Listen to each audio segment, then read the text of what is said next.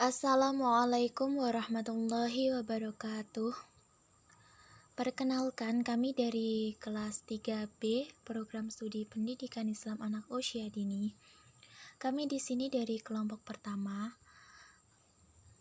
Adapun nama-nama dari kelompok kami yaitu Diva Izzatul Nada, Iim Zatul Fatimah, Insiatul Muna, dan saya sendiri Rismaya Nurun Nafiah. Assalamualaikum warahmatullahi wabarakatuh. Perkenalkan, kami dari kelas 3B Program Studi Pendidikan Islam Anak Usia Dini. Kami di sini dari kelompok pertama. Adapun nama-nama dari kelompok kami yaitu Diva Izzatul Nada, Iim Zatul Fatimah, Insiatul Muna, dan saya sendiri Rismaya Nurun Nafiah.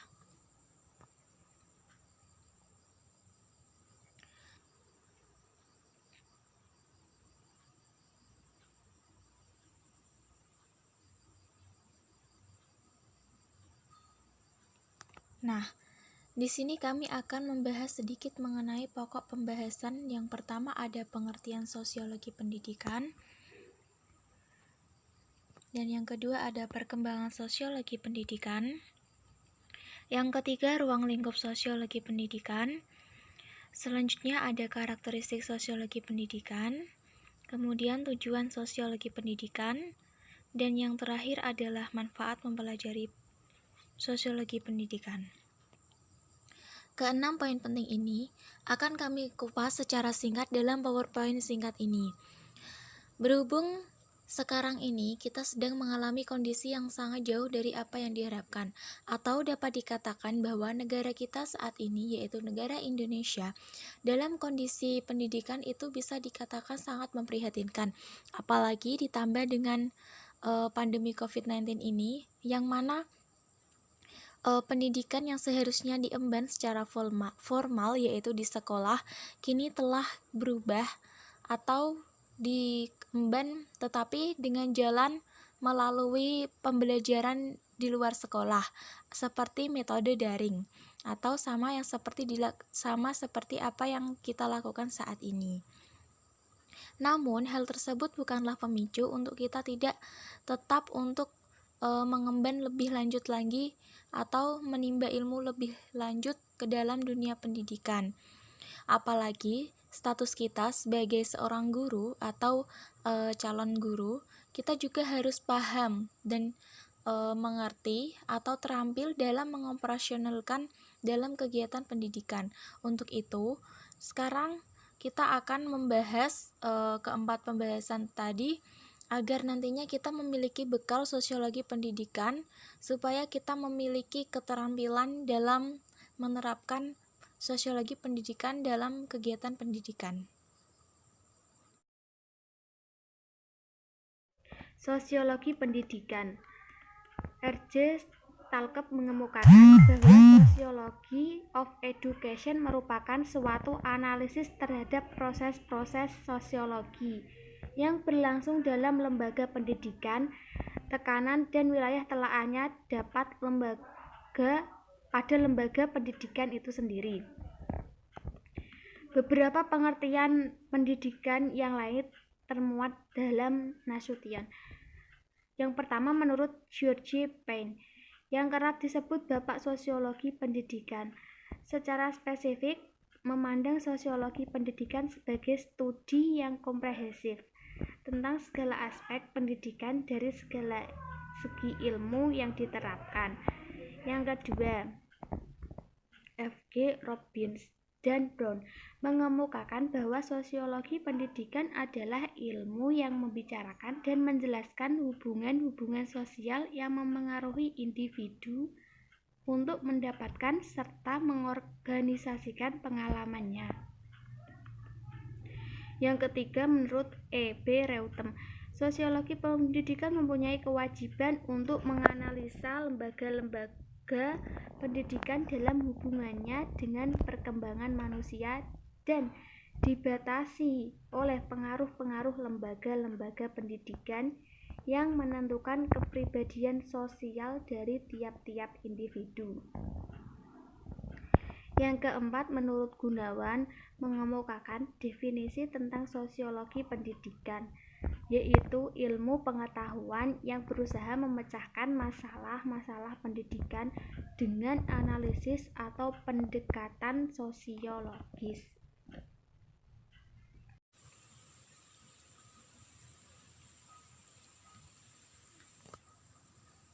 Setelah mengetahui pengertian dari sosiologi pendidikan itu sendiri, kita juga harus mengetahui bagaimana sejarah perkembangan sosiologi pendidikan dari masa awal hingga masa sekarang ini.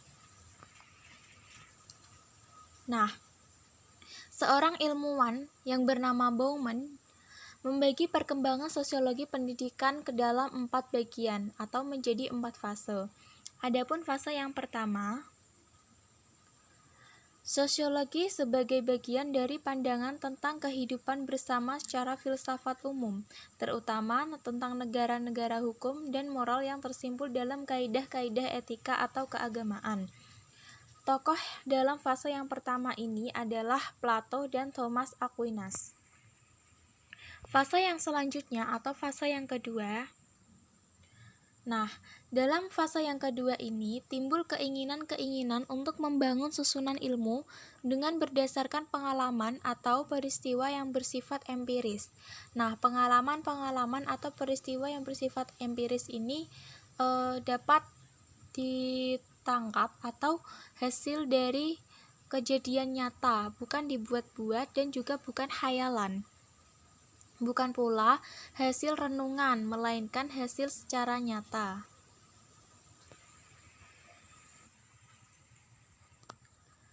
Fase yang selanjutnya atau fase yang ketiga. Dalam fase ini merupakan fase awal dari sosiologi sebagai ilmu pengetahuan yang dapat berdiri sendiri. Adapun tokoh yang berperan dalam fase yang ketiga ini, yang pertama ada Auguste Comte atau yang sering kita sebut sebagai Bapak Sosiologi. Kemudian tokoh yang lain bernama Saint-Simon. Saint-Simon sendiri ini menganggap dirinya sebagai perintis jalan bagi sosiologi. Selanjutnya ada fase yang keempat. Di fase yang keempat ini, sejarah perkembangan sosiologi pendidikan memiliki ciri utama. Adapun ciri-cirinya itu ingin untuk bersama-sama memberikan tugas yang tegas tentang objek sosiologis. Selain itu, dalam fase yang keempat ini juga memiliki ciri untuk memberikan pengertian-pengertian maupun metode-metode sosiologi yang khusus. Tokoh-tokoh yang berperan dalam fase yang keempat ini antara lain Fichte, Novalis, Adam Muller, Hegel, dan lain-lain sebagainya. Selain keempat fase yang disampaikan oleh Bauman tadi, sejarah perkembangan sosiologi pendidikan juga dikemukakan oleh seorang ulama sekaligus ilmuwan ternama, yaitu Ibnu Khaldun. Ibnu Khaldun mengemukakan bahwa watak masyarakat dijadikan sebagai landasan bahwa kebudayaan dalam berbagai bangsa berkembang melalui 4 fase juga. Adapun fase-fase yang disampaikan oleh Ibnu Khaldun, yang pertama ada nomaden. Nomaden ini itu memiliki arti berpindah-pindah atau lawan dari sedenter. Kemudian ada urbanisasi. Selain itu juga ada kemewahan, dan yang terakhir adalah kemunduran atau fase kehancuran.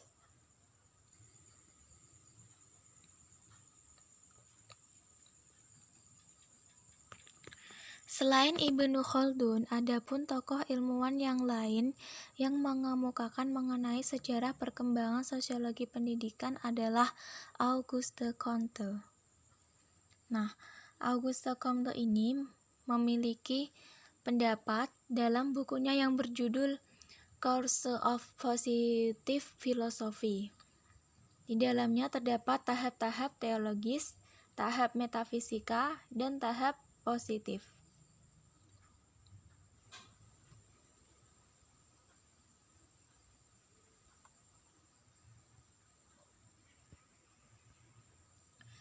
Pembahasan yang selanjutnya adalah ruang lingkup sosiologi pendidikan. Nah, di sini tertera nama seorang ilmuwan yaitu Supriyanto yang mengemukakan bahwa ruang lingkup sosiologi pendidikan itu terbagi menjadi beberapa bagian. Yang pertama ada konsep dasar sosiologi. Yang kedua, struktur sosial. Dan yang ketiga, fungsi dan pengendalian sosial. Yang selanjutnya ada perubahan sosial yang disusun dengan ahli sosiologi. Selanjutnya ada macam-macam kelompok dan sistem sosial. Tidak hanya itu, ruang lingkup sosiologi pendidikan juga terdapat hasil penelitian ilmuwan sosial, kemudian institusi masyarakat, kemudian sosiologi dan kurikulum, terus disusun dengan pendidikan bagi kebudayaan, terus proses belajar mengajar di kelas menurut kacamata sosiologis, kemudian ada kedisiplinan dalam aturan, disusul dengan guru dan masyarakat. Dan yang terakhir ada sosiologi dan nilai. Nah, dari semua ruang lingkup sosiologi pendidikan tentunya memiliki tujuan, yaitu ruang lingkup kajian sosiologi pendidikan menunjukkan betapa luasnya cakupan ilmu ini dalam rangka menjelaskan dan memahami berbagai persoalan yang dikaji. Tujuannya adalah untuk memecahkan masalah dan memudahkan praktisi dan ahli pendidikan dalam pelaksanaan profesinya.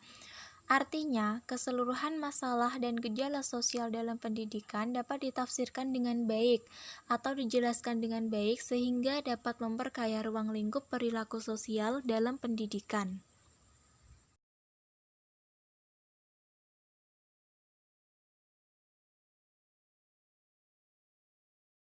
Penjelasan selanjutnya yaitu karakteristik sosiologi pendidikan. Karakteristik sosiologi pendidikan terbagi menjadi 4. Yang pertama, sosiologi bersifat empiris, yaitu sifat empiris ini sering dihubungkan dengan sifat ilmu yang dapat diuji dengan fakta. Yang kedua, sosiologi bersifat teoris, selalu berusaha menyusun abstrak dari hasil observasi yang konkret di lapangan, yang tersusun secara logis dan bertujuan menjalankan hubungan sebab akibat sehingga menjadi teori. Yang ketiga, sosiologi bersifat kumulatif, yaitu disusun atas dasar teori-teori yang sudah ada, kemudian diperbaiki, diperluas sehingga memperkuat teori-teori yang lama. Yang keempat, sosiologi bersifat non-emtis, yaitu pembahasan suatu masalah tidak mempersoalkan baik atau buruk masalah tersebut, tetapi lebih bertujuan untuk menjelaskan masalah tersebut secara mendalam. Terima kasih. Sosiologi pendidikan mempunyai 6 tujuan. Yang pertama, memberi latihan-latihan yang efektif dalam bidang sosiologi. Yang kedua, menganalisa perkembangan dan kemajuan sosiologi. Yang ketiga, menganalisa proses sosialisasi anak. Yang keempat, menentukan tujuan pendidikan. Yang kelima, menganalisis partisipasi orang-orang terdidik. Yang terakhir, menganalisis status pendidikan dalam masyarakat.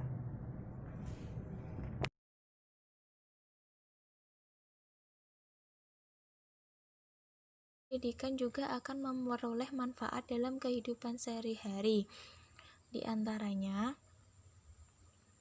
dapat memberikan solusi dalam memecahkan suatu perihal atau masalah kehidupan sosial masyarakat, baik masalah itu dari segi pekerjaan maupun segi pembangunan bagi masyarakat.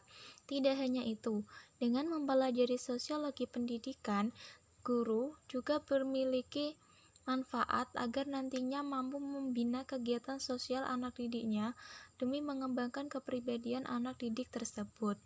Jadi, kesimpulannya, dengan mempelajari sosiologi pendidikan, kita sebagai guru atau sebagai calon guru diharapkan nantinya mampu memberikan pembangunan atau pengembangan bagi kepribadian anak didik masing-masing. Demikianlah penjelasan presentasi dari kelompok kami. Kurang lebihnya kami mohon maaf yang sebesar-besarnya. Selanjutnya semoga presentasi dari kelompok kami dapat memberikan manfaat dan berguna bagi kita semua. Amin. Akhirul kalam, wallahul muwaffiq ila aqwamit thoriq.